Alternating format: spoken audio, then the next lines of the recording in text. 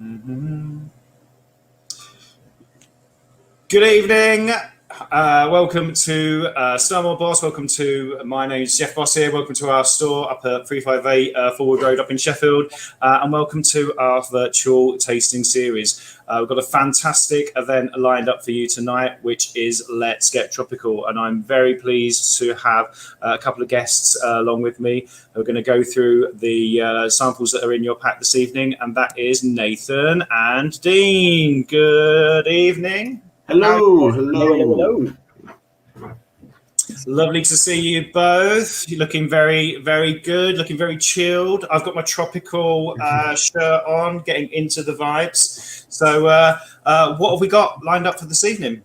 So we've got 6 different, or 3 pairs of spirits today, actually. So I'm Nathan, I look after all the whiskey, so I'll be taking you through the first 2 pairs.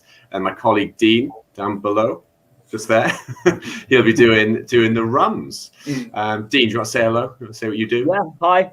Zooming in from Reading. Good to see you all. Good to be back again. We're fortunate enough to do a couple of events with Jeff and the Star Wars team. So yeah, happy to be back. Yeah, and then Nathan says I've got a lovely pair of rums from different climates, both pot still. Yeah. I'll be bringing up the rear with the tasty rum after he's finished with the whiskey. We've done fancier spirits. We'll then move on to the rums. Not rivalry here at all.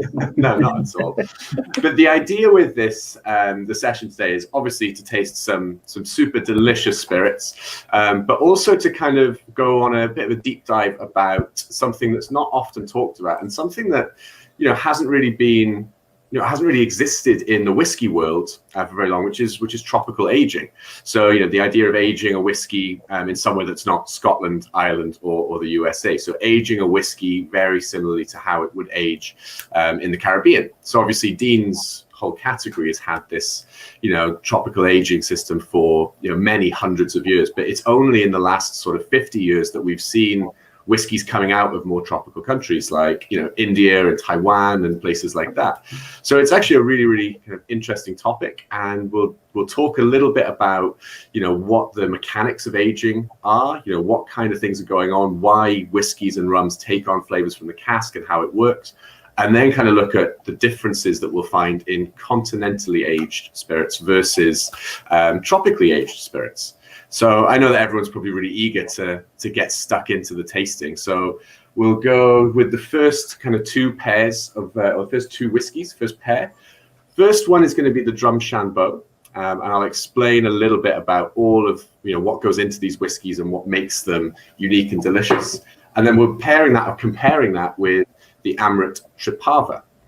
Now, a little bit of background on Drumshanbo first. Drumshanbo is the lightest and the kind of fruitiest whiskey that we're going to be trying today. And if you've never, let's get the presentation up, or be professional. So if you've never heard of Drumshanbo, if you've never tasted it before, don't worry, you're not alone. It's a really, really new brand. We took it on Specialty Brands about a year ago, and their first release only came out about 18 months ago. So they are a very, very new Irish distillery. So in terms of the style of whiskey we've got here, it's called single pot still Irish whiskey. And it's a style of whiskey that is completely unique to Ireland. Single pot still whiskey is not made anywhere else in the world. So if you've tried some single pot stills before, the likes of things like Redbreast, Middleton, Green Spot, Yellow Spot, Red Spot, all these really famous kind of old school Irish whiskies coming out of Cork, the Middleton distillery. Drumshanbo is kind of the young buck, the new kid on the block of that style. So this style of whiskey it's quite different to a single malt, but it does have a lot of the same rules and regulations that a single malt would. So single from one distillery has to use a pot still, or it can't be called single pot still, obviously, just like with single malt. There is a minimum age, which is 3 years, but the key difference between a single malt and a single pot still, single malt has to contain only malted barley, whereas single pot still Irish whiskey has to contain malted and unmalted barley, and you're allowed to use up to 5% of another cereal grain. So in this case here, we're using malted, unmalted barley, and then oats as well, so Barra oats. So you end up with a lot more sort of light, fruity, fragrant flavors coming across. Think about malted barley. It's quite chocolatey. It's quite malty, right? It's in the name. So think about, you know, porters and stouts and those kind of chocolatey Guinness flavors. That's malted barley, and that's what we get throughout the malting process. The unmalted barley is much more green. It's a lot more citrusy, a lot more zesty. And then the oats that we use in this as well have a really nice kind of elegant and rich kind of, oaty, porridgey texture. And it leads that creaminess into the whiskey. But before we talk about the whiskey too much more, so a little bit of background about the brand. So Drumshanbo, it's in this kind of central part of the Republic of Ireland in the north, so halfway across the country. And it's basically, a bit of a crossroads town. There's not a huge amount of stuff going on in Drumshanbo, and that's why they chose it as the location for the distillery. They didn't want to open somewhere in a big distillation center like Cork or Dublin. They wanted somewhere they call the road less traveled. They wanted to be at peace with nature, and they're kind of spiritual in the way that they make their whiskeys, but they also make gin and vodka as well. And they're quite focused on, you know, moon phases and things like that. Not going down the whole biodynamics route, which, you know, we could have a 5-hour conversation on that. It's much more kind of the mysticism behind it. So, I mean, this is the kind of landscape that we're looking for here. So that is Gaelic for the Iron Mountain. I'm not going to butcher the pronunciation, but it's quite a rural area. So really, really good for whiskey production. Lots of fresh water, not a huge amount of pollution, and lots of really fresh, clean air that's going to kind of integrate into the spirit as well. Now, the guy behind it, this gentleman on the left, is a guy called PJ Rigney. Now, I'm pretty sure everyone who's watching this will have had some contact with Mr. Rigney, whether you meant to or not. He was one of the kind of the mavericks behind the success of Bailey's. So, you know, Christmas time, we've all had a Bailey's. That was Mr. Rigney's role. So he took Bailey's across into Asia Pacific. But he also built some brands like Clontarf, Irish whiskey, and there was a few other brands that he built. Sheridan's Cream Liqueur was another one. And he decided, you know, in 2014, he was going to go out on his own and set up the Shed Distillery. So this is, you know, where all of the Drumshanbo that exists is made. So they're not outsourcing. They're not doing, you know, what a lot of the new Irish distilleries are doing, which is buying whiskey from Cooley or from Bushmills. You know, there's nothing wrong with that, but they wanted to make sure that everything that they were making on site. And they are an absolutely teeny tiny distillery. They're making on average 1 cask of whiskey a day. So really not a huge output at all. But everything they're making is done to the highest quality.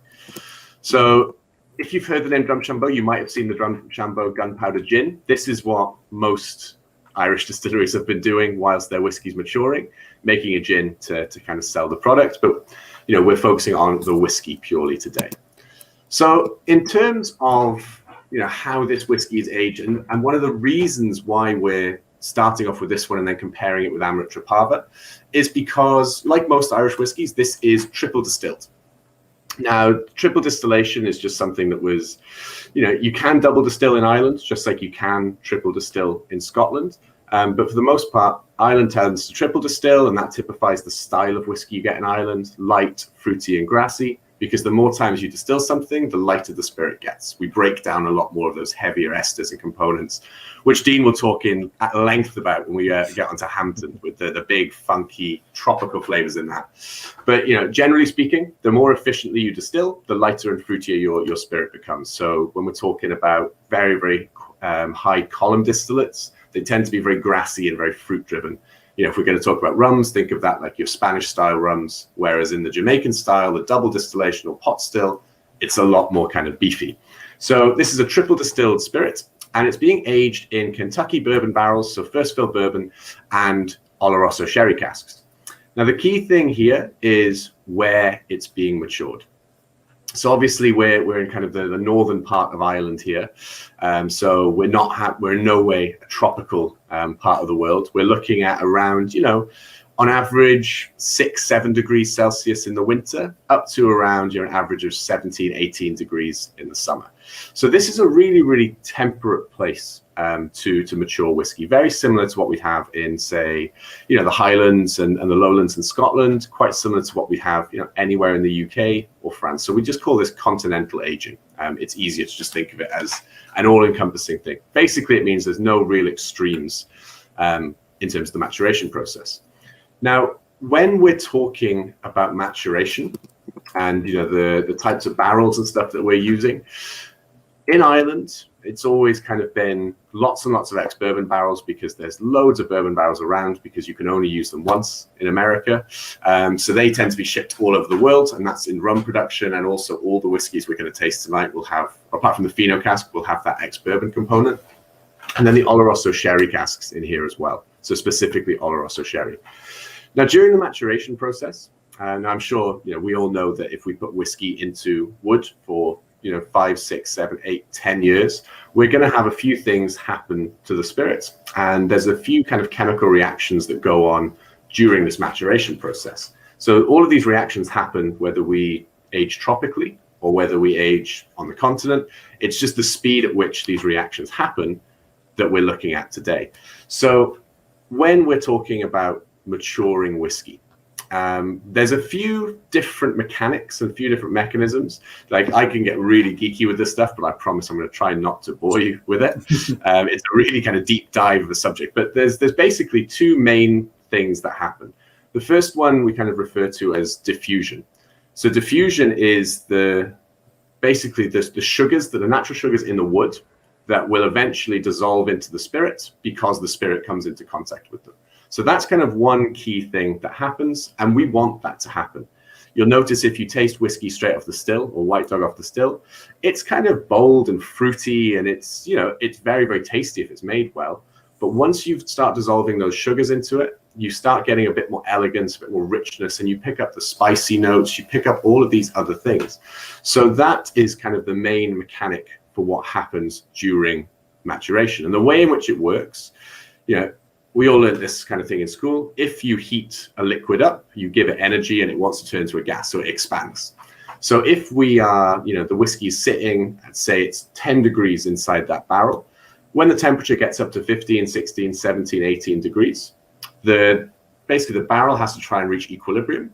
And what we need to happen is that the whiskey inside heats up and starts taking up more space. The barrel itself is a finite size, though. So there's very few places the whiskey can go. It can either leak out, in which case you've got a really shoddy barrel and a bad craftsman. But most of the time, the whiskey will have to force itself into the capillaries of the wood. And it'll force itself all the way in there and get to all of these undissolved sugars and kind of lignins, lactones, vanillins, all of these things, which are basically weird chemistry speak for delicious coconut, lovely fruity cinnamon, lots and lots of that oak flavor, all these things that we want in a whiskey. So once the whiskey has forced its way into those pores in the wood, the capillaries, it's going to stay there until the temperature drops. And when the temperature drops, the sort of pressure inside the cask will release a little bit, and all of that whiskey will come from inside the capillaries back into the main part of the barrel, and they'll start mixing and mingling together. So that's kind of, in a nutshell, what happens during the aging process. So you've also got color coming from the cask, and that comes a lot from tannin, which is, it's a wood sugar, but it's quite a bitter wood sugar. And then you've also got things like lignins, lactones, vanillins in the hemicellulose and cellulose layers of the wood. That is a completely different thing, and that's a chemistry degree. You need to understand that. I do not understand it all. So that's kind of one main thing that happens, and that's kind of the key difference here between a tropically aged spirit and something aged in the continent. When we're aging tropically, this reaction is accelerated 3 to 4 times quicker. Now, I always kind of liken this to making a cup of tea. Now, if we take, a tea bag, and we take some room temperature water and we put that tea bag into the room temperature water, you will get quite a slow extraction of flavor and color. So you will get flavor and color, and it will eventually taste like tea, but it's going to take a lot longer to get there. Now, if we raise the temperature of that water, the reaction happens a lot quicker. So we end up with a lot more color and a lot more flavor a lot more quickly. And that's what's happening in the tropical parts of the world. So because we've increased the temperature, we've increased the rate of reaction. And that's why we're starting to extract more kind of, you'll extract a lot more bitter flavors a lot more quickly, just like if you oversteep a tea bag. So you need to be really wary of the reaction, but you do end up getting the same amount of wood sugars in a very much shorter time. However, there is a caveat to that. And when we taste the Amrut in a second, we'll get onto that. There is one other reaction that happens during the aging process, which is oxidation. Now, in wine terms, we tend to not like the word oxidation. It spoils our red Bordeaux and it makes them all taste flabby and flat and not very nice. But oxidation is the thing that's responsible for a lot of the mouthfeel of a whiskey and the texture of a whiskey. Now, if anyone's been lucky enough to taste, really old spirits, and that goes for old cognacs and old eau de vies and old brandies and things like that, you'll notice that as they get older, because they've been in contact with oxygen for a much longer period of time, you end up with a really kind of rich, luxurious mouthfeel and texture, something that you cannot in any way rush, because it's all about the time spent in contact with oxygen. So this is something that, myself as an international whiskey brand ambassador, I work with a lot of, continental spirits and a lot of Asian and tropical spirits as well. And everyone that just works in Scotch is always like, yeah, but you can't have the texture. You just don't get it. It's impossible to get it. And it's true. So that's one thing that tropical aging doesn't have going for it. But that's the two main mechanics that we're going to be discussing during the tasting today. So yeah, this is the Drumshanbo. So enough of me waffling on about, mechanics of maturations and things like that. Let's taste the liquid. So like I said, the key facts here, it's a single pot still Irish whiskey, so malted and unmalted barley. It's all being made on site at the Shed Distillery. It's triple distilled, so we're looking at around 25% in the first distillation, then up to 45, 55% in the second distillation, and then up to 85% in the third distillation. So what we get in the glass is kind of a really floral, really flowery, elegant style of whiskey, with a really kind of nice sort of malty, citrusy, but also oaty, porridgey note to it as well. So it's got a really creamy texture and a really creamy mouthfeel. Now, this is 43% ABV. It's non-chill filtered. So normally with chill filtration, we'd be talking around, you'd need something around 46% to get away with not chill filtering. But because of that triple distillation, we've already removed a lot of the esters and acids that would make it go cloudy and hazy. So that's why they can get away with 43% here. And the key kind of thing here is this is around 5 years old. So 5 years old, continentally aged, no color. So this is still quite distillery driven or distillate driven. There's a lot of that kind of malty cereal flavor still in the glass or still in the whiskey. But what we've got is a really kind of elegant style of quite young whiskey made on the continent. Now, the reason we started with this was because this is now our kind of control variable. This is our continentally aged young spirit.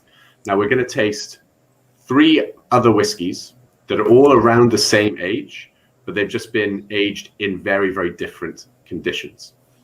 And when I say very different conditions, I will show you what I mean by that.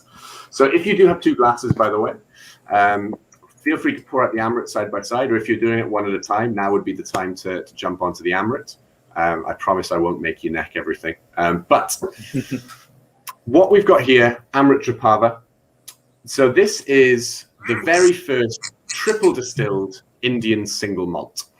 So the reason that we've paired these 2 together is because, one, I really like drinking Amrit Triparva, and if we do an event with it, it means that I get to send a bottle to my house, which is always fun. But the main thing is, we're comparing 2 whiskeys that are both triple distilled.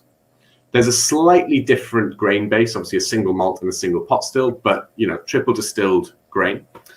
They are aged in bourbon barrels and Oloroso barrels, and they're about the same age. They're around sort of 5-6 years old. So as a way to compare 2 very, very different styles of aging, these could not have been more perfect. But whereas we were talking about, the style of maturation in India, in Ireland, in India, it's a very, very different beast. So these are the conditions that the Amrit distillery at Bangalore operates in. I'll go into a little bit of history about Amrit because the next dram is going to be Amrit too. But this is kind of how the casks are treated. Quite aggressively, actually, is probably the best way to put it. So Bangalore is about 3,000 feet above sea level. So already the pressure's lower, which means that water boils at a slightly lower temperature. So this is very, very good for maximizing the extraction of wood. Terrible for the angel share. We'll come on to that in a second. So 40 degrees Celsius outside in the summer. Now, if you put yourself into a warehouse full of whiskey casks, it's going to get a lot hotter, probably up to around 50 degrees Celsius in the summer. And it only ever goes below 20 degrees once every sort of 30, 40 years. So it's really rare for them to ever get below 20. So these casks are being constantly worked almost to the bone. You know, the whiskey inside is coming in and out of the cask so much more often than it would be in Ireland. So that really kind of extracts a lot more flavor a lot more quickly. Now, the humidity as well also plays a really, really big part. In Ireland and in Scotland, it's really humid. We just never really get warm enough to notice how much we're sweating, but there's a lot of water in the air. So that means that when the angel share is stealing all of our whiskey from us, the ABV in Scotland goes down because there's already lots of water in the air. So the first thing to evaporate is the alcohol. So the alcohol evaporates, the volume of actual spirit goes down, and the ABV goes down. So 3, 4, 5 years in Scotland, it's not uncommon to lose some whiskey, but also lose some ABV. If we look at America, it's a lot less humid, and India about the same as America. So that's why you'll see ABV start to rise, because there's no water in the air or less water in the air, which means that the ABV tends to go up. Now, the angel share it's always the unfortunate thing when we're talking about tropically aged spirits. So in Scotland, in Ireland, you know, in the English Whiskey Company in Penderyn in Wales, you know, we're lucky if we lose 1 to 2% of alcohol per year. It's not ideal, because if you think that, you know, you've got a 200-litre cask, 1 to 2%, you're losing 1 to 2 litres of whiskey that you've paid duty on or will be paying duty on. It's just evaporating. Whereas in India, you'd think, you know, if it's 4 to 5 times hotter and the maturation rate is 4 to 5 times more than Scotland, the angel share should probably be 4 to 5 times bigger. So, you know, between sort of 4 and 8%. Unfortunately, the angel share in India is around about 16%, or can be up to 16% per year. So this is a really nice little, you know, infographic metric to just show, you know, even though that the whiskey might be more mature or ready to be drunk at sort of 5, 6, 7 years, the amount they've lost would be the same as sort of, you know, 15 to 20 years in Scotland. And it's purely down to, you know, you increase the cycles in and out of the barrel, you're increasing the amount of evaporation from the barrel as well. So, you know, this is Scotland here on the left. The ABV's gone down to 60%. Oh no, what a shame. But you've only lost a very, very small amount. So probably around 6% of the cask over 3 years. In India, we're looking at nearly half a cask lost after 3 years. So an enormous amount of whiskey being lost to the angels. Now, Ashok, who's the master distiller at Amrit, he's always got, you know, his way of explaining this, which is there's just so many more gods in India and you've got to keep them all happy. So that's, you know, his way of being like, well, you know, 16%, it's about fair. But if you were to compare these two whiskeys side by side, they're obviously completely different. But the thing that's, you know, predominantly different about them is the environment in which they've been matured.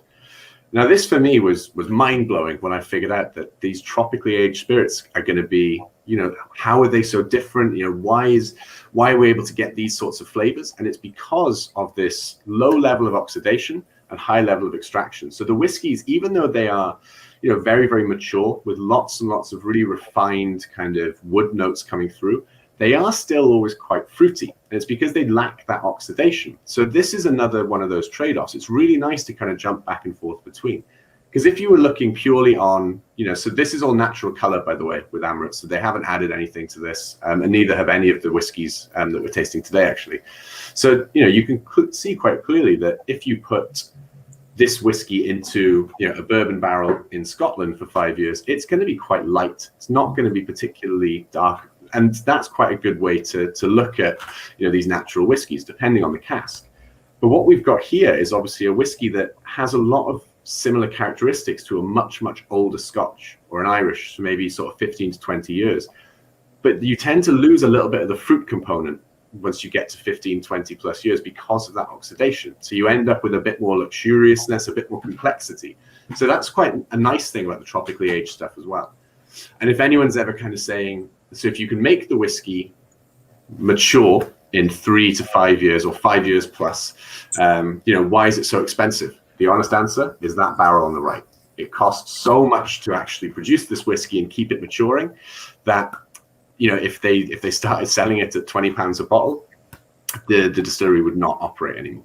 So that's kind of one of the really nice points behind the angel share, and a nice comparison between the two. But that's the first pair. I mean, Jeff, what do you think? Yeah, they're absolutely fantastic, and you can really tell the difference. Adam Hathcock, who's on the stream, has commented that the Drumshanbo's got a really delicious mouthfeel, and the texture on that is absolutely incredible for such a young whiskey. But then you go to the Amrut, and it's just explosive flavour, and it's just really upfront. And if you hadn't told me this was such a young whiskey, I would have been fooled, thinking this has actually had a lot of time on there as well, because you get that intensity of flavour. They're both really incredible. It must be quite tricky as well for the actual process of triple distillation as well. I mean, it can't be that simple a task, and I'm assuming that if you're putting the spirit through a third time, the cut that you're going to get at the end that then going to go into the barrel is going to be a lot smaller as well. So for these triple distilled whiskies, I'm guessing that the output of that whiskey is going to be quite small in essence anyway. Yeah, I mean, you have a sort of, the cut will always be a bit smaller because you're obviously redistilling to a point. But the trade-off with that is that you are distilling up to 85, so you bring it down to filling strength, and you've gained a bit more. So it's kind of like you add water before it goes into cask. So I would say, Amrut bottle at about 63, 62.8 sometimes. Drumshanbo, not sure exactly when they go into the cask, but it would probably be mid-60s as well. So they're able to dilute, 20% ABV down from there. But yeah, triple distillation, it's fascinating because, the more you distill something, obviously the closer you get to pure alcohol. So retaining flavor in triple distillation it's an absolute art form. There's some distilleries like Springbank that do 2.8 times distilled, and you're like, well, that's strange, but it's delicious whiskey. So there's obviously something going on. And, I think in general, the triple distillation is the reason why people think of Irish whiskey as being lighter, brighter, and fruitier. It's because you do concentrate those kind of top note flavors. So the florals, the grassy, the lemon, the citrus, the peach. Whereas in Scotch, and obviously it's a massive generalization, but you tend to concentrate more of the, not necessarily meaty flavors, but more of the rich, chocolatey, malty flavors. And that's the double distillation. Efficiencies in distillation lead to purity, which is the enemy of flavor most of the time. So a lot of people would think triple distillation is going to give you something that's just a bit flat and a bit boring. But if it's done properly and you choose exactly sort of what flavors to concentrate and to enhance, like they do in Irish whiskey, like they've done at Amrut, it's just getting those kind of apple, pear, and sort of citrus and grassy notes and just making them explode. So really, really interesting. Deep dive in triple distillation. I'm a massive fan of pot still whiskey. I really like, I like all Irish whiskey, to be honest. And it's just nice to have now triple distilled version from a completely different part of the world as well. So Amrit have never done triple distillation before, but Ashok, who's the master distiller, is he's a character, shall we say. And because Amrit is such a trailblazing company, because they were the first single malt distillery in India. They were the first natively owned whiskey distillery from 1948. And a lot of the whiskeys they make are much more similar to rums. They're made from molasses, but sold to the domestic market as whiskey. Everything Amrit are doing, they're the first to do it. So they're flying blind, essentially. So they're just seeing what happens in this amazing part of the world where whiskeys age in 5 years, but then they've got to find different ways to make up the range. Which actually leads us nicely onto dram number 3, which is going to be the Amrit Madeira. So sticking with Amrit here, obviously, I think we can do a quick little, intro into what Amrit is and how it came about. So Amrit was the first Indian-owned distillery in India. The British, when they were there as part of the colony era, Britain didn't want Indian people making whiskey because Britain liked selling Scotch to India. That's one of the points of a colony, is so that you can actually sell your product and make money from it. So if people in India started distilling, then they wouldn't have any cause to be buying the Scotch. So India got independence in 1947. And in 1948, Amrit were like, cool, so we're setting up our distillery and we're going to make stuff. So it was set up in 1948, just outside Bangalore. So just down here. And, Bangalore is tropical. If you go to the very north of India, into the foothills of the Himalayas, it's not tropical at all. It's really cold. And that's where all the barley for Amrit actually grows. So India is absolutely enormous. And, it's all regulated by state as well. So just like the US, you have different rules in Florida to Connecticut. You have no rules in Florida. That's the beauty of Florida. But in Bangalore, there's very, very lax rules on alcohol consumption and production.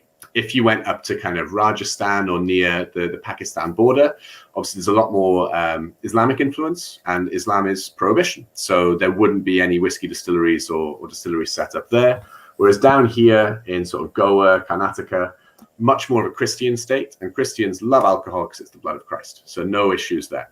But Amrit started distilling in 1948, and they didn't make single malt at first. They were making stuff from what grew locally. So lots and lots of sugar cane.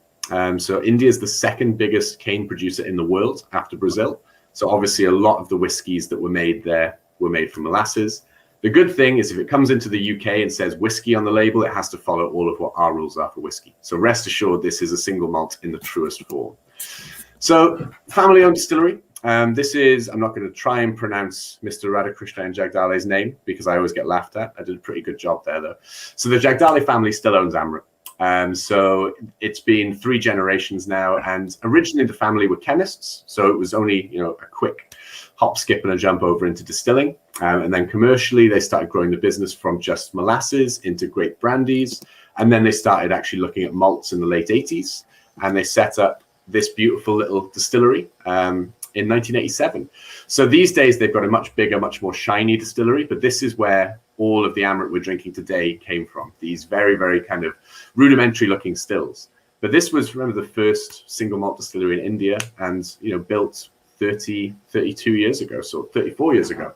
So a really, really kind of important milestone in the actual whiskey production.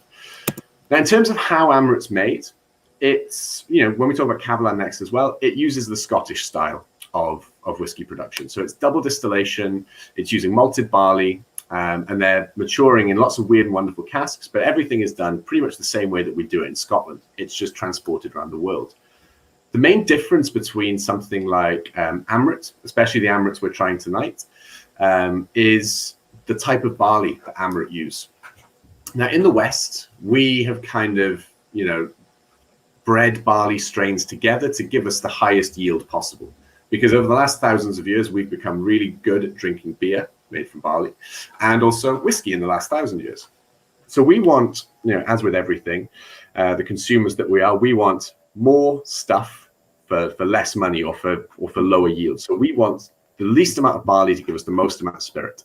And so all of these really ancient styles of barley, things like bear barley that you might have seen Bruichladdich using, all of these Khorasan grains and things like that, all of these have been bred out to extinction pretty much in Europe because the yield is too low.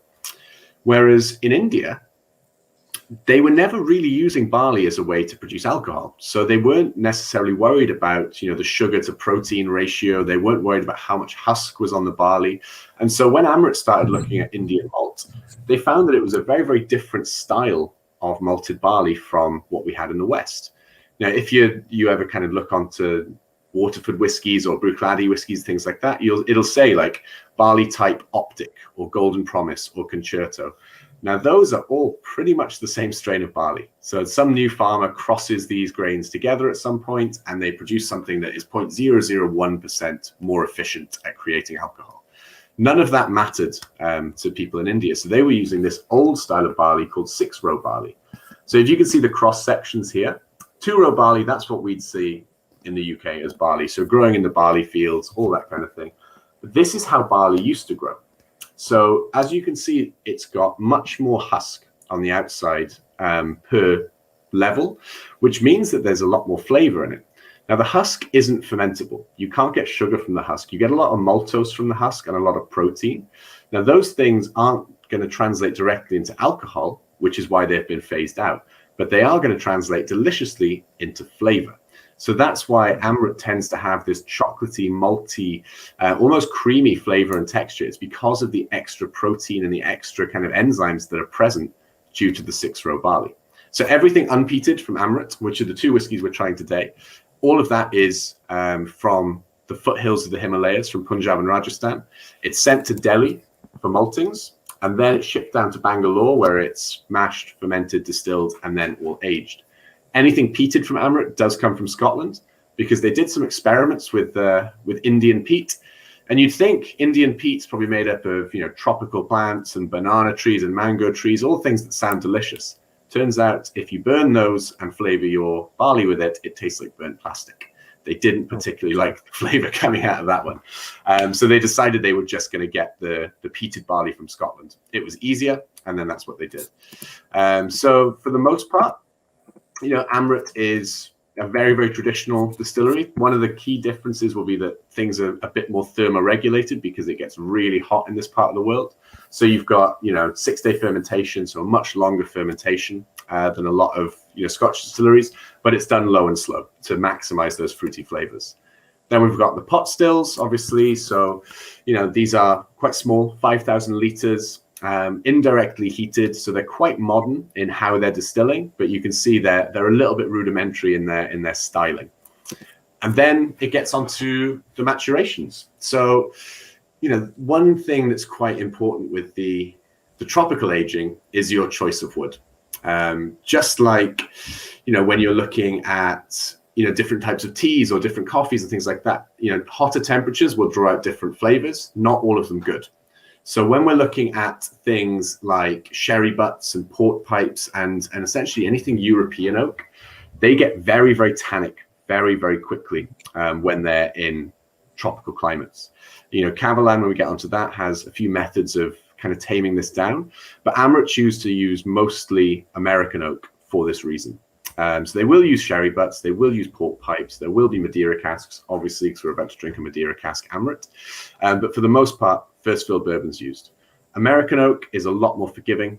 You get a lot more coconut, you get a lot more sort of fruit-driven flavors, a lot more baking spices than tannin.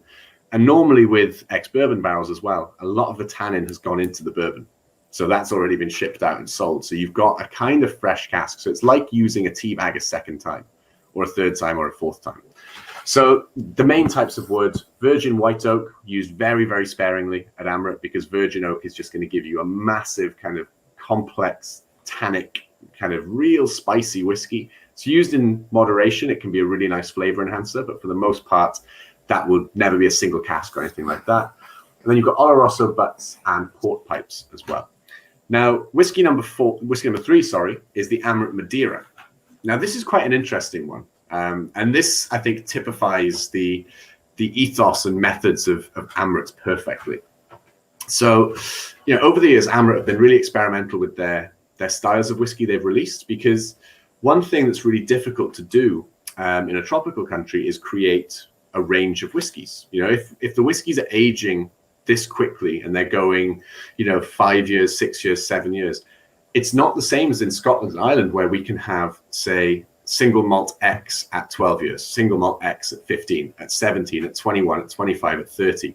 I mean, those are pretty much the increments that we buy Scotch whiskey in. Now, if we wanted to do the same thing in a tropical country, it would be 5 years, 1 month, 5 years, 7 months, 6 years, 2 months, 6 years, 9 months. And, it's a lot harder to justify a £30 price increase for 7 months of aging, but that's how rapidly it's aging.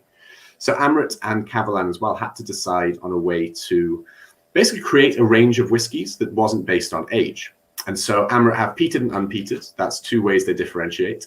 Then they've obviously got ABVs, so cask strength or regular bottling strength. But then they started playing around with lots of different casks. So, with some releases, they put it into bourbon for a little bit, and then they try and do, a finish in a sherry. So if anyone's seen the Amrit Intermediate Sherry, that's what happened there. So they put it into the sherry casks for a bit, and then they obviously opened it up after a year, tasted it, and were like, oh my God, this is really bitter, really unpleasant. We've overcooked it. So then they had to put it back into bourbon barrels, and that softened it out again. So that became the Amrit Intermediate Sherry, or as I like to call it, the sherry sandwich. And then they did it with the port casks as well. Same thing happened. So they realized that these woods were really, really kind of, they gave up a lot of their wood flavors and a lot of bitterness quite quickly. So they're not always good for full maturation. But Amrit did also fill a bunch of Madeira casks. So, Madeira is this fantastic wine from a Portuguese island called Madeira. And one of the key components of this wine is that it is actually left outside to cook. It's essentially a dead wine. It's intentionally oxidized, and it's pretty much shelf stable forever. You can pretty much drink Madeira because it's not going to change that much. And the older it gets, the more micro oxidation you're going to get, but it's not going to change too much. So these Madeira casks tend to be very, very old a lot of the time because they just sit in wineries for forever. So Amrut managed to get hold of a couple of Madeira casks, and they filled them up with new make, and then they put them in the corner of a warehouse, and they're like, we definitely cannot forget about these. Do not forget about these Madeira casks. They forgot about the Madeira casks. So 3, 4, 5 years went by, and then someone probably cleaning the warehouse would unearth this kind of treasure trove of Madeira casks and was like, we're going to have to drink this or do something with this. This was quite an investment. And so they obviously tried it. And, Madeira finished whiskies are nutty and fruity and, raspberries and almost kind of a minty strawberry kind of note on there as well. And they are fantastic. But all of that was dialed up to 11 with just Madeira casks. So whereas, this whiskey was released as a Madeira finish, it is in no way a Madeira finished whiskey. It's those old Madeira casks mixed with some old bourbon barrels as well. So it's very much this kind of blend of the two. And I mean, the color on it is absolutely fantastic. It's almost like a rosé, so you're looking at this beautiful kind of fresh, rich, strawberry, easy drinking whiskey. And at 50%, I mean, when I first tried this, there was no way I was going to say that was 50%. Super smooth, really, really elegant, but also just this really nice complexity and depth as well. Really nice texture on the palate. So this was a very, very happy accident by Amrit. They discovered the casks and were like, well, it's a lot of money in those casks. We need to do something with it. And then instead of doing what other people would have done, which is probably just kind of teaspoon it into other blends to eke it out a little bit, they were like, well, bourbon barrels tend to fix absolutely everything in our distillery. So we're going to go with that and we're going to throw it all together. And I can remember Ashok kind of explaining what happened when he blended them together. And he was just kind of, obviously this was his fault. He'd lost the casks. He didn't know where they were. No one had taken any notes. And just the look of relief on his face when he tasted it, he was like, oh my God, that is delicious. We're putting this in a bottle immediately, and we will never, ever forget about any casks ever again, ever. And I guarantee there's some weird and wonderful Chateauneuf de Pape casks sitting there somewhere that are just, overaging. So this is what I mean about Amrit. Because they're family owned, they're not beholden to, investors and shareholders. They don't have to release any style of whiskey they want. And they were the first ones in India to do anything like this. So they're very much the trailblazers. So whatever they release, you're pretty much guaranteed that it's going to be really interesting. It's going to be unlike anything anyone's ever done before. But because of the speed of maturation, they don't have to wait 20, 30 years to see if these experiments work. There'll be some which are absolutely terrible that they won't be able to use. But for the most part, they can tell whether a cask is going to do something amazing or something a little bit not amazing. I wouldn't say bad, but something not quite as good as the others. So that's the Amrit Madeira. So this is kind of whiskey number 3 that's going to compare with another wine cask, which we're going to get onto with whiskey number 4. So yeah, Amrit Madeira, fantastic, fantastic whiskey. Quite an unusual one, and certainly one that, I think once you try it, you fall in love with the brand. It's not, Amrit's not one of those brands that you would go and sort of see on a shelf and be like, that's interesting, I'm going to spend £100 on that bottle. But once you try it, you're like, I completely understand this now. Weird, wonderful, wacky, delicious, and honest whiskey. I think that's the best way to look at Amrit. But then we got onto the final whiskey, and then I'll leave you in Dean's very capable rum hands. But the last whiskey we've got is from another kind of far-flung and unusual place. And this is one of my all-time favorite whiskeys ever. And I'm not just saying that because I work for the brand. I remember trying this and being like, what is this? And do I have how many thousands of pounds am I going to need to buy one? Oh, it's not 1960s Bowmore. I can actually afford this. This is great. So Cavallan is, if we were talking about Amrit being, a new distillery from 1948, Cavallan begins its story much, much later. And we're still in the tropical region here. So we're quite close to the Tropic of Cancer. And this is a tiny little distillery. Well, it's not a tiny distillery. It's on a tiny little island. It's quite a big distillery in Taiwan.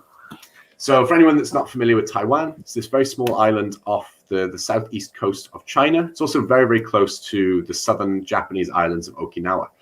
Now, it's about the same size, or about 2/3 the size of Scotland, but it's about 30 million people that live there. So quite densely populated around Taipei, but it's quite a wealthy country as well. So there's lots of things that are made in Taiwan. Now, I always kind of remember looking at, the bottom of a Micro Machine toy car or anything plastic when I was a kid, and flipped it over and it said made in Taiwan.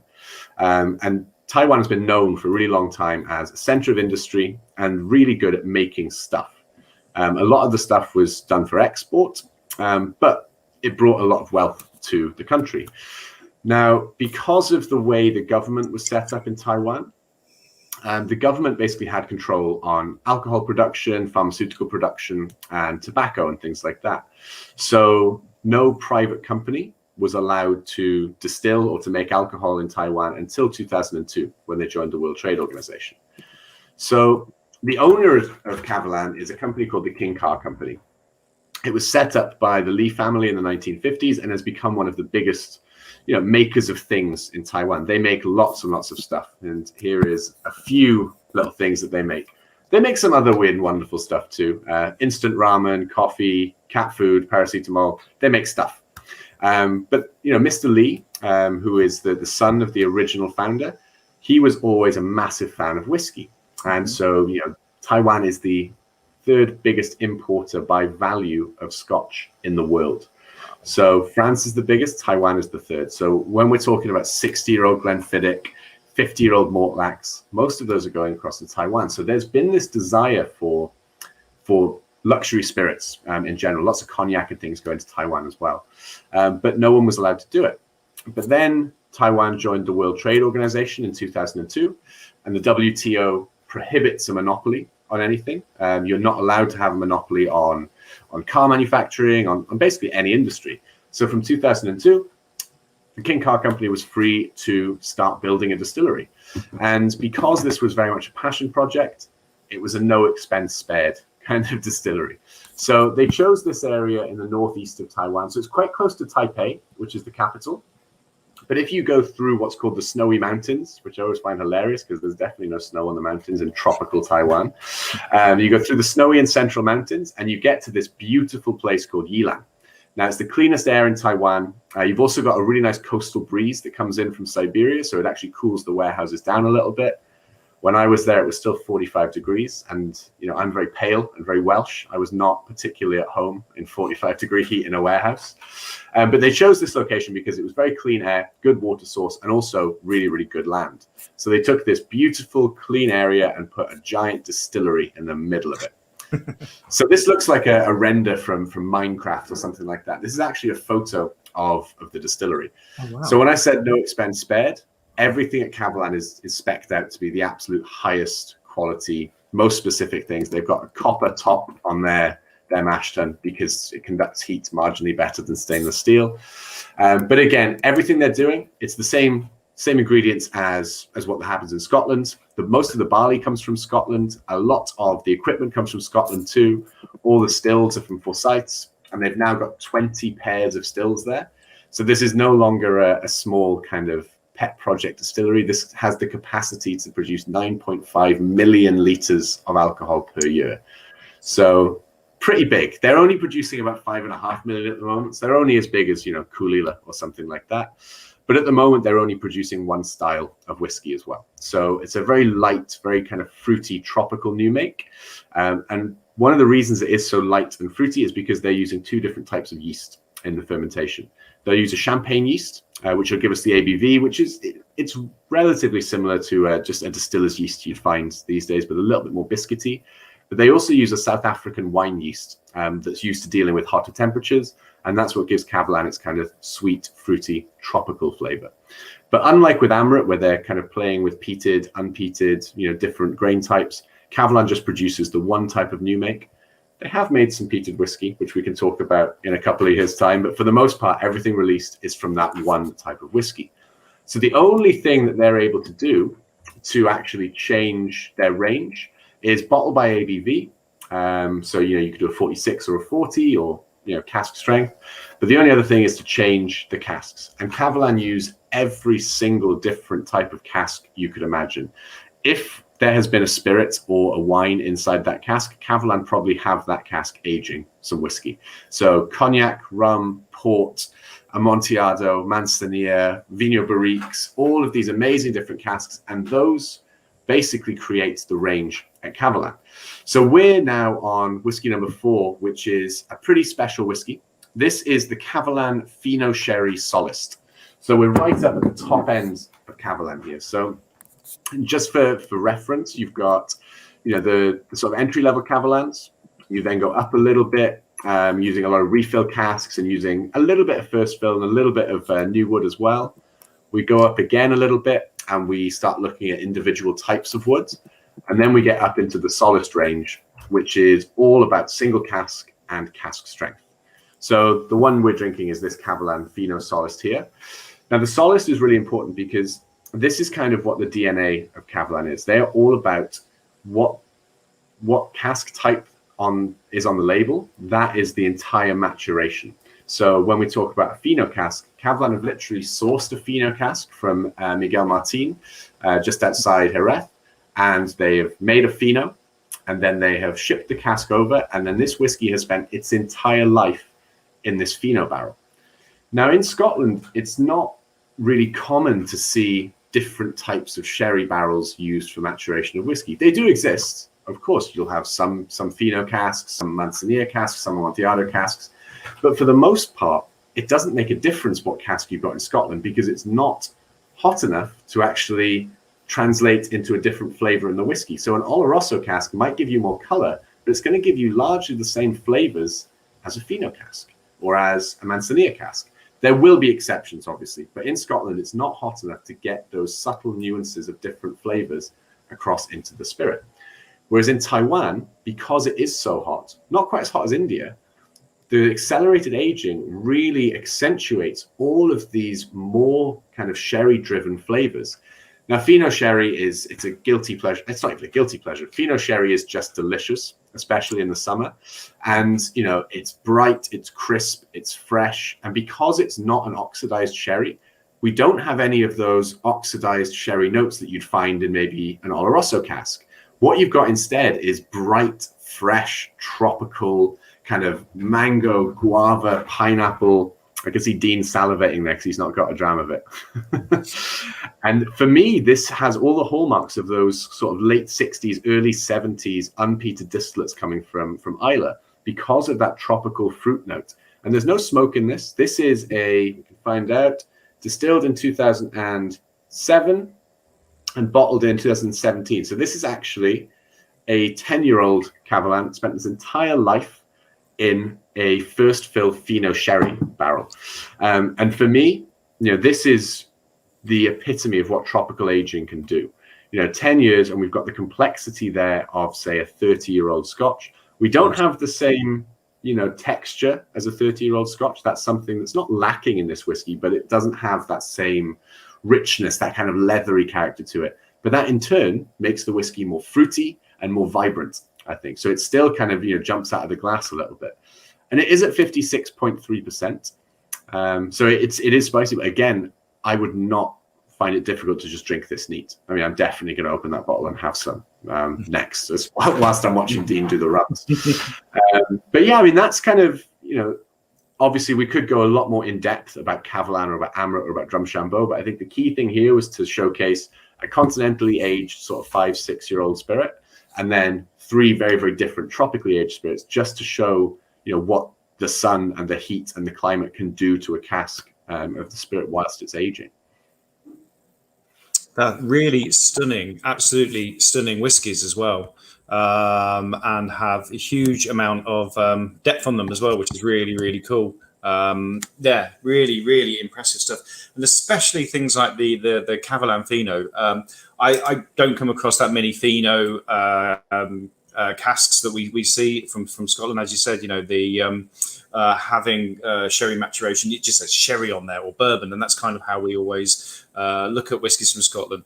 But you actually do taste the actual DNA, the actual characteristic of the actual Fino Sherry in here. And we're great lovers of sherry here at Starmore Boss. We've got a massive sherry thing over there.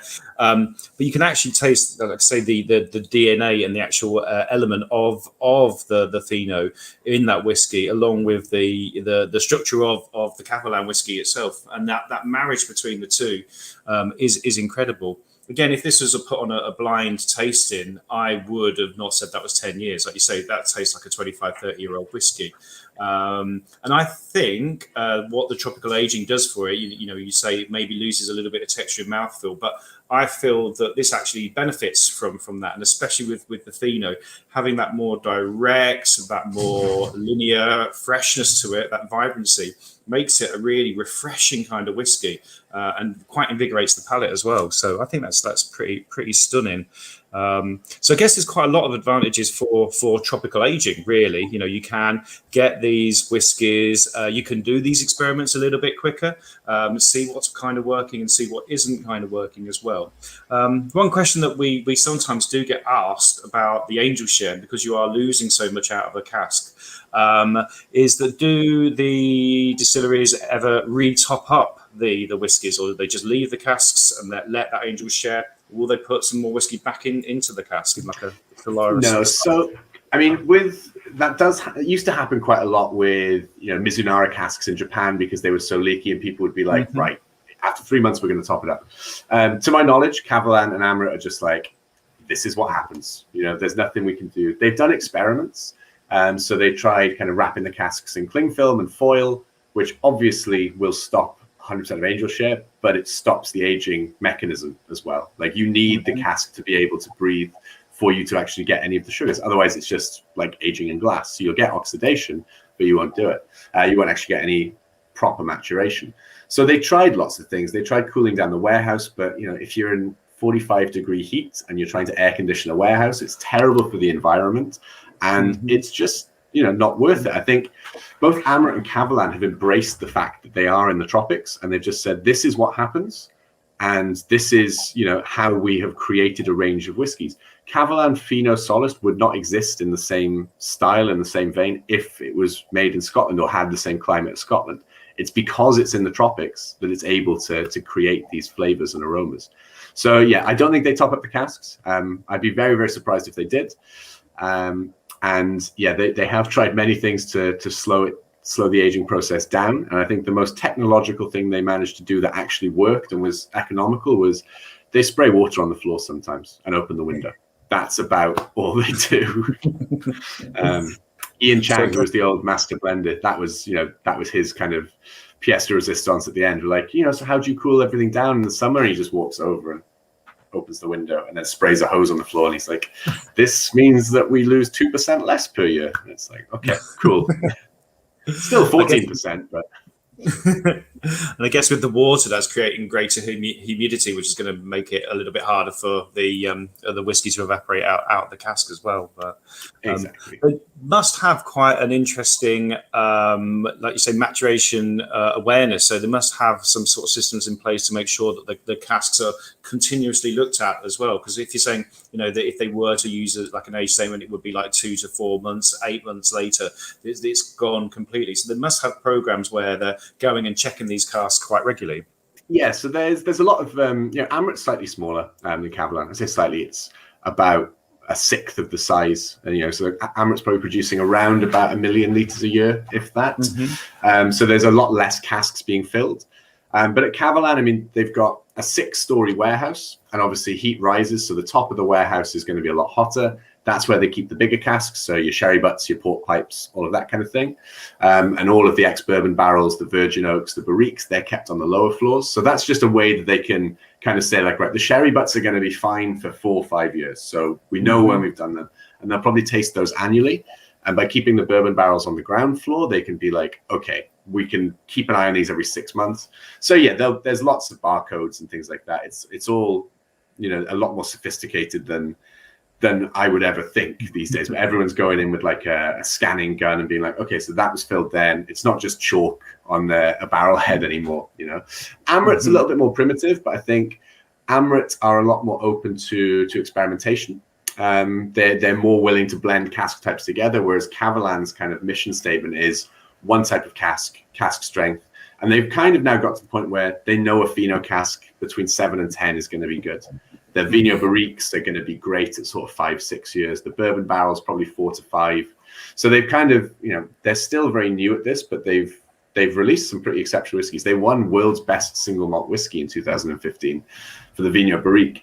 So, you know, like Amrit, they were the first ones doing it. And, you know, no one knows what a 16-year-old Cavallan is going to taste like, or a 16-year-old Taiwanese single malt tastes like, because no one's done it. So they've got old casks that are sitting there, and you can, if you go to the distillery, you can try them and you can go, wow, that is really overaged. That's pretty spicy. It's like licking a barrel. But they're not sure whether that's going to kind of come out the other end and turn amazing again.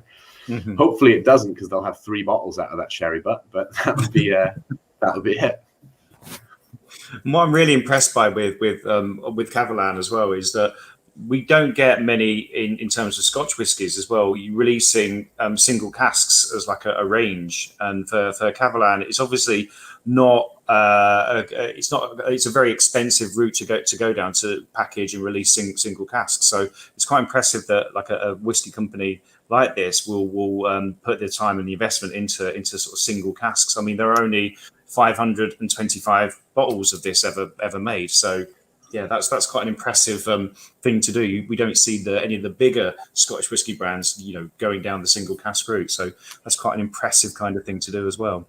It's great. I mean, that's another benefit of the tropical aging, is that because Cavallan are sourcing the casks from, you know, 90% of the casks that would be used for, you know, the Solist range, they'll come from the same producer. So they'll always get their sherry casks from Miguel Martin. They'll get their bourbon casks from brokers, but a bourbon cask is normally, you know, it's a bourbon cask.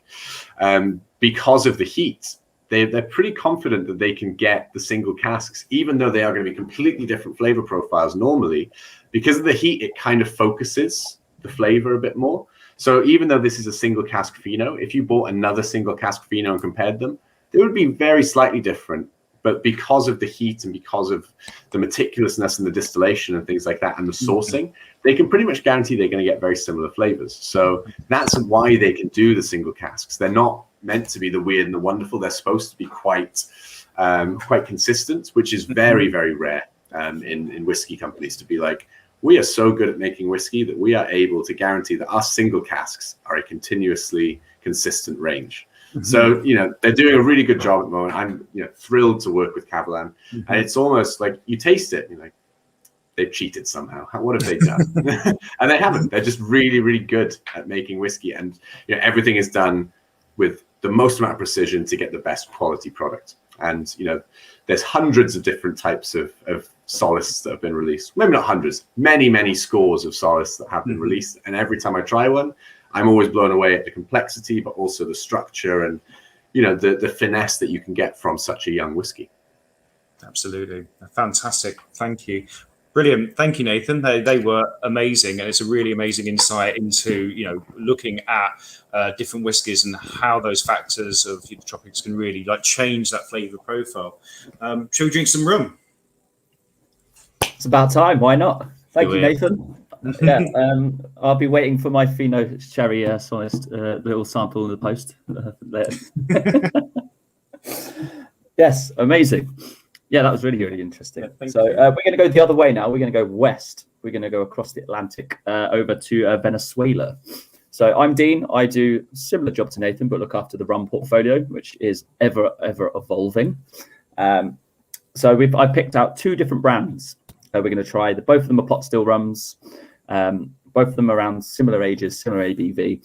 Again, completely different climates. One's from Jamaica, which is obviously, everyone knows it's a tropical island. It's absolutely stunning. But because it's a small island, you do get a beautiful breeze coming through it as well. So the humidity isn't quite as intense. And then we've got Diplomatico, which is made at the foot of the Andes Mountains. It's quite in a close proximity to the Amazon, which if you've seen any Attenborough, you can see the humidity just coming off of that place. So the Angel share is quite hefty. You're looking around sort of 70 to 90% humidity throughout the year. I just checked what the weather's like in both those countries, and there's thunderstorms. It's still 30 degrees, but it's thunderstorms and 90% humidity. So I don't feel we're missing out being there right now. I would rather be there. Zooming in from the Amazon. That'd be amazing. So tropically aged, Nathan alluded to earlier, rum obviously, well, rum is made from sugarcane. Sugarcane only grows in places of tropical and subtropical countries.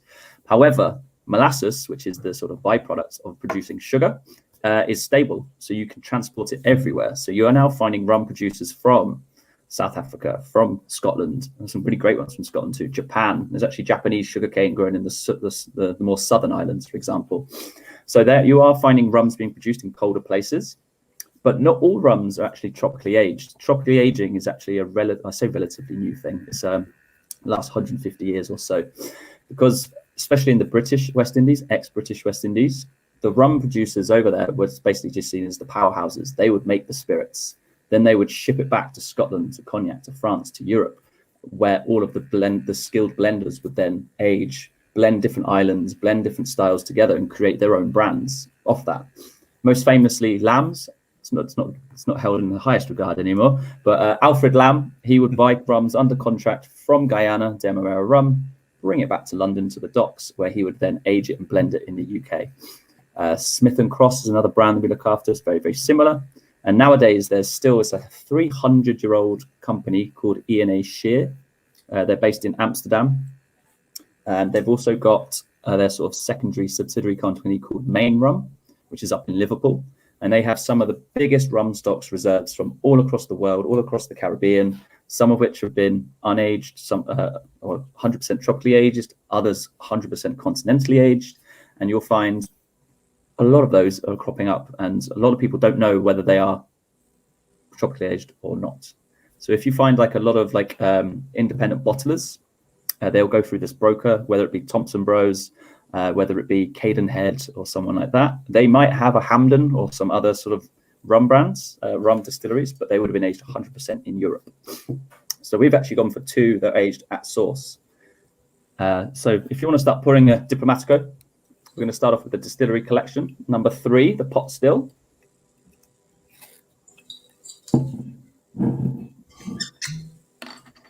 Nice. So the Distillery Collection, well, Diplomatico is very, to give you a bit of a background about the distillery itself and the brand, it's a very recognizable brand. It's actually been produced at the distillery since 1989, just for the locals. It was a local secret until the like mid-2000s, when it started reaching out. It's now in like 96, 97 countries across the globe. But in kind of the grand scheme of things, it's a very, very young distillery. The distillery itself was built in 1959 by Seagram's. So Seagram's, the Canadian spirit giant, they decided they wanted to move into South America and start up their business, start producing different spirits from this distillery and using it as a kind of a hub or a base, and then sort of shipping them out. So they would made all of their rum, all of their spirits under contract. For instance, there's a big gin still there at the distillery still, which I believe used to make Gordon's for South America. So not so much London Dry, but so they brought, and at the time Venezuela was very oil rich. They saw it as a great place. So they brought all these different stills, different equipment from all across the world. Well, they brought a big batch kettle still, which looks like a child's drawing of a submarine, like the yellow submarine, all the way from, which apparently used to make Crown Royal or rye whiskies. They brought over double retort pot stills, which I'll show you a picture of shortly, from Scotland to make really, really very robust, really heavy style rums. And they also brought over a column still.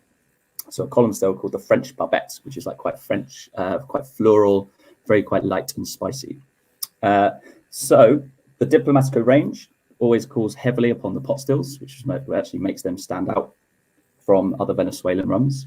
And they produce, so this is the heavier sort of style, the weightier style. It makes up the vast majority of the blends of the core range, the tradition range that we know as Diplomatico. So these are 100%, as I say, 100% tropically aged.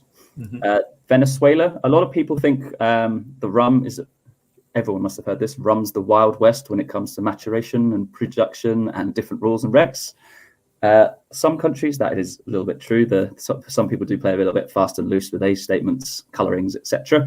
But a lot of countries like Jamaica, like Venezuela, all have their own rules and own legislation.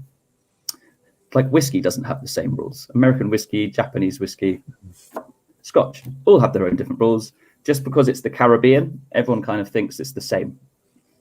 The Caribbean is hundreds of islands, different cultures, different departments. It's like saying it's European whiskey. So basically, everyone has very different rules. And one of them in Venezuela is it has to be aged, Venezuelan sugarcane has to be aged in Venezuela. It used to have to be bottled in Venezuela, but because of the political climate at the moment, we actually do our bottling in Panama, which is legal. It's allowed to be done. So you won't find like a Ronda Venezuela DOC actually aged anywhere else. It's part of the legislation, the tick the box. Jamaican rum, on the other hand, you will find all over the world, aged in other places. So this one is the Diplomatico distillery is slightly different. Can I share? Yeah. Share screen.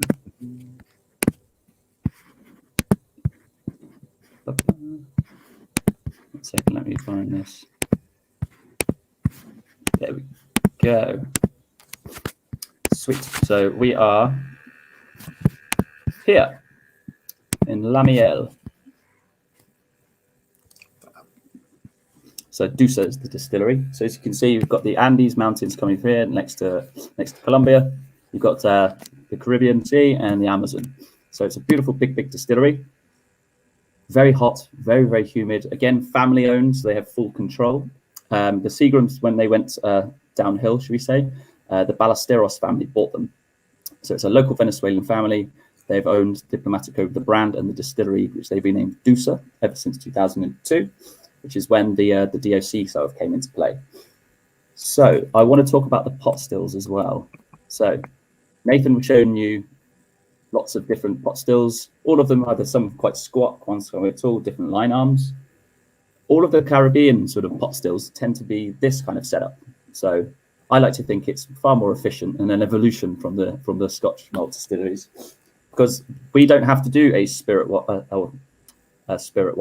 We don't have to do like a ferment wash. We don't have to do any of that. We can do it in all one foul swoop. So these little bad boys here are called retorts or thumpers over in the States. They're essentially just little stills again. So these are filled up with the tails from previous distillates. Oh, can we get can we get the picture up of that? It's just on the Venezuela map. Oh, is it? Yeah. There we go.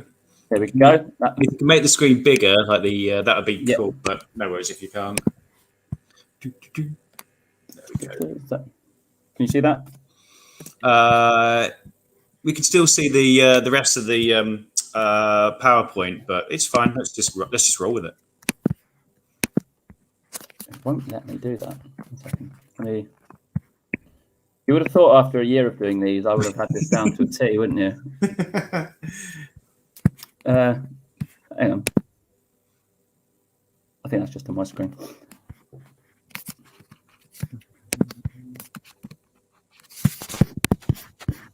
Can you see that? We're back on the pot stills. Yeah, there we go. Is that better? Yeah. We can still see the rest of the thing, but let's just roll with it. I'm cool with that. Oh, why is it doing that? Okay. So these are the pot stills. Sorry if they're small. So you've got the condenser here as well. So this one's actually at Hampden, but these were pretty much set up all the way across. So as people wanted to make pot still rums, batch distillation more and more sort of economical, instead of having to do a wash and a spirit still run, where you have to clean everything out, start again, it's very laborious. They sort of came up with the ideas of adding, first of all, a one retort. So off of the main pot, you'll get the spirit coming off of, say, around 35 to 40%. Off the first retort, it'll come off about sort of 55, 60, and then around 80 coming off of the third. There are drawings and concepts of these, like tens of them, 10, like loads of them just like running off, and it just got all very convoluted, just trying to get the ABV up basically and make things a bit more economical. So these were sort of an early addition before the coffee stills and the continuous distillation came into play. So these you'll find commonplace all the way across the Caribbean, whether it be in Grenada, whether it be Jamaica and Venezuela as well. So these are big double retail pot stills.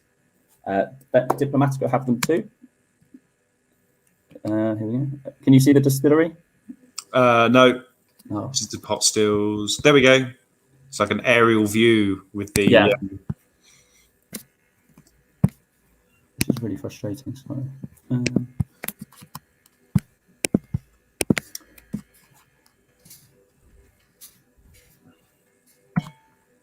Here we go. Here's our pot stills. And so these got brought over in from Scotland in 1959, just as regular pots, and then to sort of pimp them up and modify them to make rum, we added the extra 2 retorts as well. So here we go. So these big. I don't actually know what brand these ones are made, which producer makes these, but the Hampden ones are a mixture, which we'll get to in a wee bit.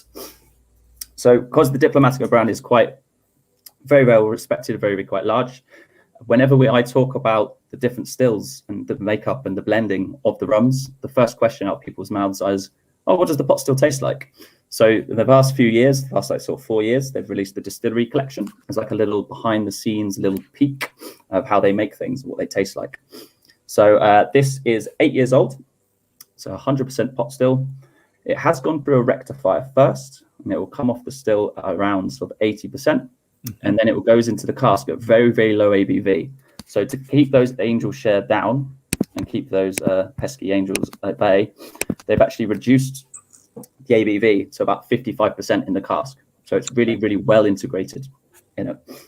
They were looking, because if you find lots of old Demerara rums which would have been distilled back in the 80s, and same with Hampden and sort of Coroni, some of those big brand names, they used to just put it in the cask at sort of still strength. So I found like a 17-year-old Coroni, which is like 70.1% after 17 years. You're like, what ABV did this go in? It must have been. Yeah, crazy. Yeah. So then they were seeing sort of angel shares up to like something similar to Amrut, like 15-16%, and it was literally just soaring away out of the cask. So gradually they've been reducing them down and down and down. So these guys actually put their pot still in at 55% ABV.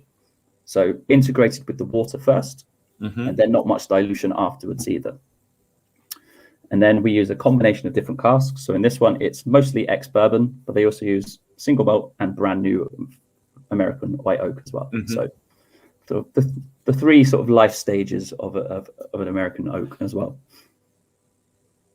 So this one, Diplomatico, quite known for the Reserve Exclusivo, which is sweetened. This one has 0. It does, because it's quite a big batch of 5,000 bottles, it does have a bit of colouring just for consistency. But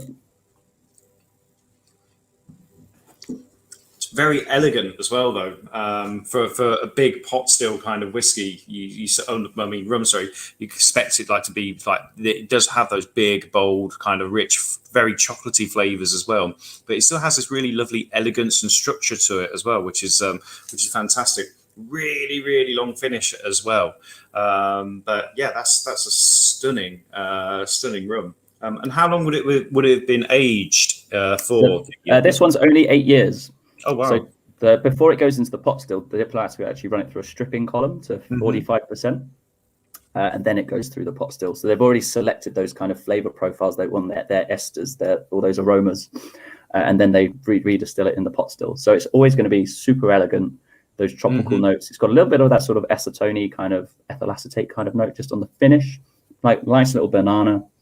But Diplomatico, they make beautifully, like just very well balanced, very approachable rums. And because they are on the lighter sort of side, you don't see them aging and maturing them much further than 12 to 14 years. They haven't actually aged anything beyond that yet.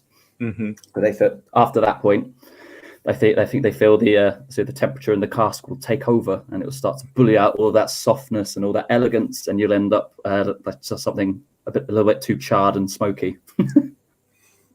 And these, you say, what elevation are these aged at? They quite high up, you said, because some of it's in Venezuela is quite mountainous as well. It's actually quite low, so it's at the base of the mountains. So you will hear in other countries in Central South America people saying slow aging and all of this creative marketing, shall we say? But yeah, this is as I say, they cannot get up to like 90% humidity within but at a sort of general temperature of around sort of like 26 to 30. Yeah. So not absolutely baking hot enough, don't get me wrong, but because it's like only 8 degrees from the equator, you don't get those differences in the sort of the cold winters and the hot summers. But it's consistently getting dark around sort of 7, 8 o'clock all year round. You do have a rainy season at the beginning of the January, but it tends to be more of a hot and humid all year round. It's great, isn't it? It's really, really beautiful rum. And then, fantastic. And we obviously do very well with Reserve Exclusivo, but it's really great to see this as like the little components, the DNA of those particular rums that go into it. So this is actually the component in Reserve Exclusivo is this, but at 12 years. Mm-hmm. And 80% of that blend is this. Wow. So it is the heavier, more robust rums. And then you can sort of see what the others kind of bring that sort of extra sort of spice around them. Mm-hmm. I think it's got kind of those like kind of cognac-y notes as well, sort of like those sort of stone fruits. And with Diplomatico, I mean, we spoke with Nathan about the lots of different casks that people like Amrut are using, and also Cavallan. Is it just predominantly bourbon barrels that we're using?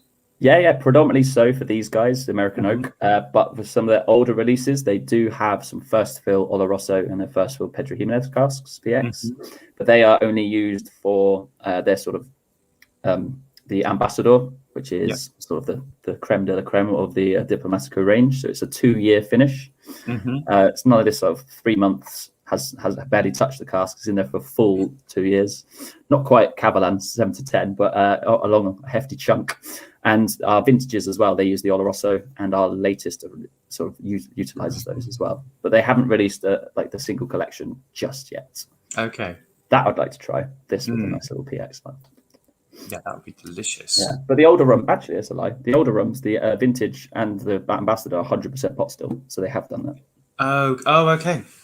So not the other stills that are in with them. Yeah, so this is an integral part, and people always kind of think that Diplomatico or Venezuela make sort of a real lighter style of rum, but Diplomatico really sort of buck that trend, which is why we're moving away from the sort of Spanish term. So if you go to Venezuela and say they make Spanish rum, they were like, no, we don't. We definitely do not. It's like going to Jamaica and telling sort of Joyce Spencer Mapleton that she makes British style rum. She would probably have some very strong words. Like, no, this is 100% Jamaican. Right? Yes. There's a big move in some of the rum countries to keep that tropical aging actually in the whole full maturation actually in that country. I know you spoke earlier that you do get rum that is then shipped, and I've seen rum from like Carden Heads which has been then aged in Scotland, so a little bit of that maturation. There seems to be a bit more of a move for that full maturation to be completely tropical, and I know Barbados have been trying to get that kind of implemented, I think.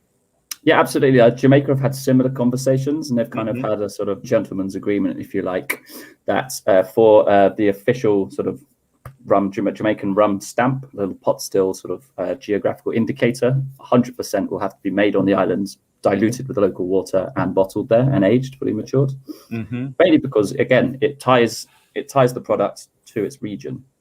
Like the counter argument is by one distillery, same with Barbados, is it's a practice that's happened for centuries, being blended, but things change over time. Like a Jamaican rum aged in Jamaica to one that's sat over in like a very dark, cold warehouse over on the banks of London are going to taste very, very different. And it kind of, I think they also just want to sort of put their stamp on it. And the Barbados, it's got, it's very heated, should we say? Yes. There's lines have been drawn in the sand, and people have taken their alliances. But I think, all of that, I think it really should impact, because especially in Barbados, because their water actually comes, Barbados as an island isn't volcanic like the rest of the Caribbean. It's actually made from things like limestone coral. So they've got their own aquifers, their own water reserves. And if you go to any whiskey distillery, any rum distillery, they'll tell you how precious their water is. And if you're taking it back to Europe or France or somewhere, and you're diluting it with some beautiful French water, don't get me wrong, it will taste very, very different. You're kind of it's an extra sort of step away from the origin. So they're three distilleries versus one. Are very passionate. It should all take place on the island of Barbados. Mm-hmm. I think they all need to agree, which isn't going to happen anytime soon. No, I can't see that happening. But from a consumer point of view, I think it's one of those things that kind of gets overlooked. And if you're buying into the concept of a Jamaican rum, then the whole process should really be happening in Jamaica. Because if you're taking the maturation, and this like Hampden is aged for 8 years, if that 8 years is then happening somewhere else, well, the greater part of what you're drinking hasn't happened and hasn't actually occurred in the country of origin. So it seems like you're cheating a little bit. Yeah, I would say, yeah, you can say that, yeah. But it's when the people don't put it on the bottles, it's a lot more brands are getting a bit more transparent. Like they will say like an even split of aged for 4 years in Jamaica, 2 years in France or London. But when it's just a bottle that says 10 years old, Jamaican rum, you're like, where? Well, you can usually tell it's usually very, very pale, and you're like, okay, yeah. Well, yeah, we're all for greater transparency, really, aren't we? So, yeah, as I think as long as it says and the consumer knows and has that information, then that's okay. Yeah. So Hampden, that's a very nice little segue. This is almost you planned that. Hampden is there. If you can see the bottle, guys, it's as much information as you'd ever want on the bottle from it. Where it's been distilled, the fermentation. There's even a lovely little story about the local crocodiles on the bottle. But it gives you everything you could ever want. So when the brand joined the portfolio, it was very easy for me to remember all of the details. Yeah.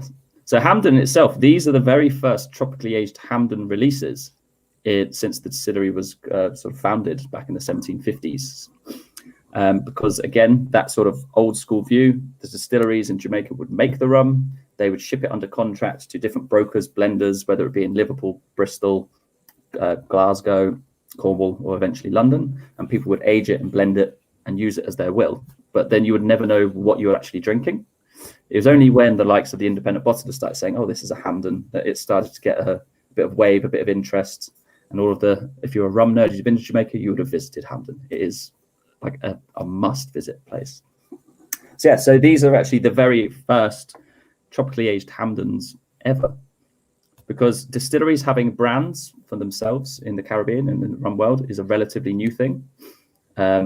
Much like whiskies, blends were seen as king. So you would buy multiple blends for either a pot column, multiple islands in some cases, and blend it and create your brand. The distilleries, they say, just used to produce it. So you've only, I think, Appleton, which is the best renowned name, I think, in Jamaica. They only started producing under the Appleton name in sort of the 40s and 50s. El Dorado in Guyana, they started their brand in 1991. Whereas just that is bulk. Hampden have started just a little bit later in 2018. But the distillery has been there ever since, really producing. So before that, you would see other blenders cropping up on the islands, like famously J. Ray and nephew, John Ray, and then, unsurprisingly, his nephew joined the company. From the mid-1800s, he would buy different rums and tropically age them and then sell them only in Jamaica before he was later bought out. And then they bought the Appleton, they started releasing that. So yes, distillery-owned tropically aged rums is only, I say tropically, in the grand history of things, and they last only sort of 60-odd years. Which is fantastic. So it's discovering all this new stuff, fantastic flavors. All right, so we're going to jump over to Jamaica, if that's all right. Mm-hmm. I know Nathan's got a bottle of this. I've given him one. You can join in.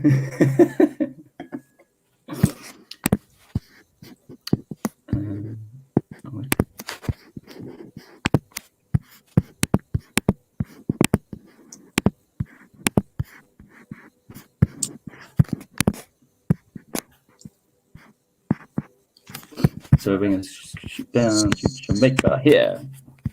Cool. Yeah, we have Jamaica rum. Good. So the distilleries of Jamaica.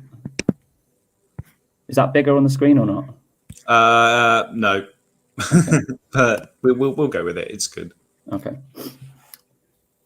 Yeah, so Hampden is here. So it's very small in a region called Trelawney Parish. It's been there since the 1750s. Like with most of the Caribbean, lots of actually a Scottish family went over to try and find riches, bought a sugarcane plantation, built a beautiful, great house. Everyone loved to flaunt their cash and their grandeur. So it's had a few upgrades. It's got aircon and things nowadays. But they owned it for the best part of 100 years, the Sterling family. And then in the 1800s, another family called the Lawsons actually bought the distillery. And they started putting into play these really, really unique methods, which got sort of adopted by other distilleries in the region. So all of these rums got kind of known as like Trelawney style rums, so high ester, high flavor, big aromatic, funky rums as they're known now, with lots of hogo and high flavor. So these all got, so this is actually the lightest rum that Hampden make. As you can tell, it's in kind of aromatics and sort of flavorful. It is quite chewy. It's delicious. So they've been producing rums in the same way for centuries, but they can only make it here. You wouldn't be able to make Hampden anywhere else because of these methods, and one of them is the wild fermentation. So I really want you to see this properly. Yeah, that's cool. That's slightly better. So Hampden, you rely on a wild fermentation. So they don't have like beautiful sealed vats, like clinically clean, like you saw over at Cavallan with copper tops or anything like that. This is completely the polar opposite. And you would not be able to get these flavors had it not been made here. I don't actually know. Do any distilleries in the UK do wild fermentation or practice on that? I'm not sure. They all seem to be sort of overly covered. But these guys rely on the local environment, that sort of heat, the tropical, the banana plantations around it and everything like that. So all of the different wild yeasts that are in the air will eventually impact on the different flavors that are happening in this sort of sluey ferment. So we use both molasses and sugarcane juice. Sugarcane juice, again, can only be sourced from local plantations because, like a fruit, it goes off the moment you've harvested it. You need to press that sugarcane juice straight away. So it cannot be transported. So it's local sugarcane juice, molasses. Then they also use this. I didn't do it, but lots of people during lockdown made sourdough bread, I'm pretty sure. And they had a good mother dough that they had to feed every couple of days. This is our mother dough, essentially. This is called the muck pit. So this is all of the waste from fermentation goes into this. And it's basically this big sort of slew of acids, funk and aromas that eventually, when blended with alcohol and the fermentation, you just get an explosion of flavors and esters. So esters, for those that don't know, are the sort of the fruity and the floral aromatics you'd find in spirits, actually in the fruits themselves. And Jamaican rums, particularly Hampden, are like full of them. It's kind of the rum heads will count the ester count like your peat heads will count their ppm. It's a very similar analogy. So here's another little shot of it. So you wouldn't be able to make this anywhere else, not even down the road, because of the local yeast strains. It's like its own sort of microclimate, microorganisms everywhere.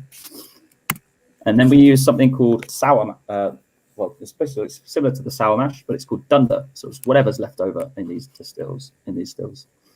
Gets put into the end. So again, full of flavors, full of acids. And when the acids react with alcohol, you get more and more of these different esters developing. So that's why you start getting those sort of pear drops, that kind of acetone kind of note. That's why you start getting those big ripe bananas and sort of pineapples kind of flavors. And then 100% pot still too. But I'm going to stop sharing now. The fermentation is not the only way you get these esters. The esterification will continue whilst they're in the cask. So constantly in the cask, as well as Nathan was talking about, is the breathing, the in and out, and the evolution of the cask, drawing those flavors, those tannins. There's also lots of acids and esters within that sort of distillate as well. And the longer they go, heat acts as a catalyst, so things happen a lot faster. You start seeing these reactions happen a lot quicker. So you start getting a lot more tropical vibrancy. Those sort of big pineapples pop in. The sort of bananas sort of evolving, the sort of that nice sort of tannic sort of tea notes evolving a hell of a lot quicker than you would in London.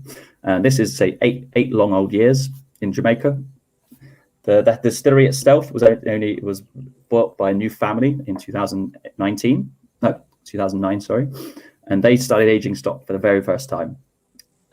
80% of their stock still goes unaged to brokers and blenders to be used for wherever else they want to use it for. Basically like a rum cordial, just like need some more Jamaica, like there we go, lovely. They also sell a lot to perfumeries as well for those high esters alcohols. So like a bit of Hampden, and they also like confectionery and boiled sweets and rum and raisin ice creams and things like that. So it's quite a familiar flavour. But you won't get those tropical notes. These are the very first times they've actually released the tropical aged spirit from Hampden. So these are quite unique. Unfortunately, we don't have any continentally aged Hampden we've only got the stuff that comes from them. But there tends to be, I say, that tropical vibrance is just there. It's just, you can smell it in the glass. It just pops out. Yeah. It's a really big and huge style of rum, and it's really interesting to compare both these pot still rums as well, where you've got that a little bit more elegance out of the Diplomatico, but then I guess all of those processes like the natural yeast and using the dunder that really makes the Hampden a bigger, sort of like more intense kind of style of flavour. I mean, this is aged 8 years as well. Did I have plans to like further experiments with aging as well? Yeah, so they're releasing. It's called Hampden make 9 different, basically rum recipes essentially. There'll be difference in ratios between the sugarcane juice and the molasses, different fermentation times, and they're known as marks. So MARK. This is just a single mark called the OWH. We are releasing later this summer / autumn. One that's slightly higher ester at 11 years old. So that's going to be, the oldest release from Hampden. I know it's not like game-changing number, like 11, but it's for Hampden, it is the by far. So I'm really looking forward to seeing how that has evolved. So I've tried that mark at 6. So it'll be interesting to see how it's evolved in the last 5 years as well. Well, I guess tropical aging in years are because it's a much faster, and again, as Nathan was saying earlier, because it's aging and maturing faster as well. I guess like in terms of like dog years, that 8-year-old could be something like a 16-year-old if we were then to compare it to like Scottish maturation, perhaps. Yeah, they do compare it to say 2 to 3 times as fast. Maturing, not aging. Maturity and age are 2 different things. You should realise. Yeah, and the angel share is obviously quite hefty. It's a little bit cooler at Hampden than it is it's close to the Amazon, closer to the equator, because you've got that breeze as well. But the angel share, you're still looking around, after 10 years, it's about 65% angel share. Wow, okay. So 35%, 40% your cask left after 10 years. So it's there's the fact they even have, it's not the angel share, it's not like beautiful tax to the angels, they just call it the duppy share, because it's the spirit's downright theft. So that's what the duppy share. The duppy share the spirits and sort of that steal the rum. Yeah, it's that hefty. They've given it a name. It's like the devil. It's not the angels. It's taking the rum.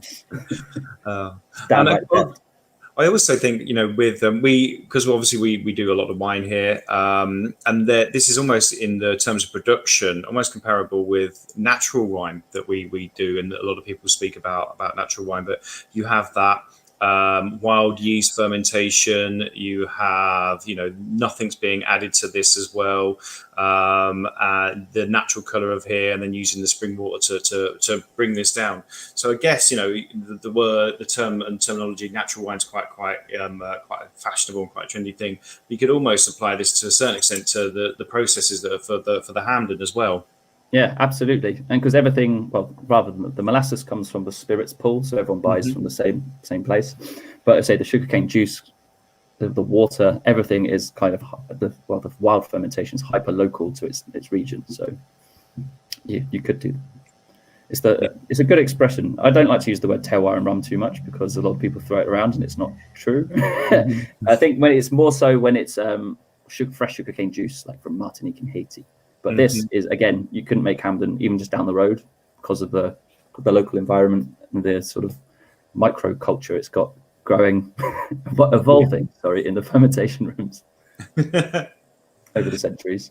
Absolutely, yeah, fascinating. Well, I can't wait until the 11-year-old comes out. I'm looking forward to tasting that, and we'll definitely have that in stock as well. But yeah, that's been a fantastic collection of amazing tropical and also continental with the Drumshanbo that we started off with as like our little control as well. That tastes incredible, and some really interesting and quite interesting ways that maybe people will look about maturing spirits in the future as well. There's a lot of scope, a lot of experimentation that can kind of come out of this as well, which is really cool. Adam, who's on the stream watching now, is like saying the rums were very nice and the thickness of the Diplomatico was great. So we've got a big fan from Adam for the Diplomatico. Thanks Adam for that as well. Thanks both you guys. Thanks Dean. Thanks Nathan. Anything else you'd like to kind of like add at all, or? Just want to say thank you for organising it, obviously, and for getting us on. It's always a pleasure to work with yourself. And hopefully we can do some more in-person tastings soon. And thanks to everyone that bought a pack and joined us for a little bit. Like, obviously, if you've got any questions, then we're here. But feel free to get in touch on Facebook, email, Instagram, WhatsApp, carrier pigeon, whatever you need, essentially. And if you've got any more questions about the brands, the SKUs, just let us know. Fantastic. Dean, anything to add, or? No, just go out there and explore and experiment. Taste good things. You've got shops full of them. So, well, we've got some more tastings, virtual tastings coming up. Hopefully, you'll be able to join us on some of those for our lovely viewers out there. July, we are doing a tasting with Cocky. So we'll be looking at the vermouths and some cocktails that they do. So that's going to be pretty fun. August, we're going to be looking at gin, some world gin, which would be great. Maybe some stuff from Venezuela or elsewhere as well. And then September, we're going back to whiskey for our tastings, and we're looking at whiskey from Asia. So maybe we'll be getting some more Cavallan, some more Amrut, so maybe we'll be seeing you on that stream as well. One last thing, we do have an Isle of Raasay tasting, so a very new whiskey distillery that's coming out. We've just got that all announced as well. So if you're watching the stream, if you fancy popping onto that, those packs are really well worth doing. Really interesting tasting that's going to be. So that are our little program of virtual events. Hopefully we're going to be getting people back into this store, round our beautiful table, and we can do some stuff in person again. We used to do. It's always fun to have people tasting and drinking the stuff in the store. All of the products that you've had samples of tonight, they are all available in our stores. You can go check them out on our website as well, stonewallboss.com. They're all there. Apart from this little one, this little Fino magic. This kind of came as a little bit by accident. It wasn't the intended whiskey for this evening. And so you're all very, very lucky that this got on, because it's incredibly hard to get hold of. Also retails about £300 a bottle, which I kind of... We don't talk about the prices because it's very uncouth to talk about the price, isn't it? It's so uncouth, isn't it? But yeah. So you guys who are on the tasting this evening, you did very well out of that. So thank you. I really appreciate you coming to join us on the stream, you guys. Thank you, Dean. Thank you, Nathan, Adam, Peter, everyone else who's been watching this evening. If you're watching this on catch up, we'll see you then. And thanks. So thank you, guys. Have a great rest of the evening, and we'll catch up with you soon. Take care, everyone. Goodbye. Bye, guys.